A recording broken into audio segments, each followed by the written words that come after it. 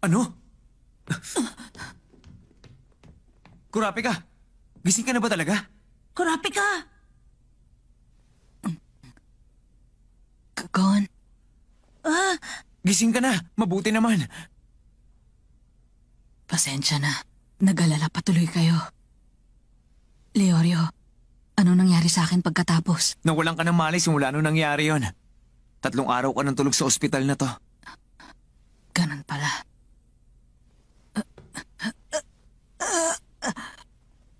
Huwag mong puwersahin ang sarili mo! Hindi ka nga nabalian ng buto pero nabugbog ng husto ang buong katawan mo. Kaya may mga crack ka sa buto. Pero kapag hindi pa ako umalis ngayon, Kahit makaalis ka ngayon, wala ka na magagawa sa pyro na yon.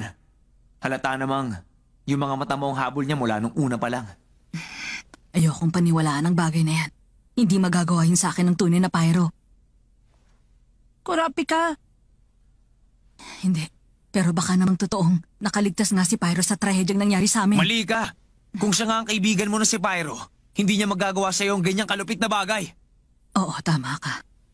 Yun din nga ang gusto kong isipin eh.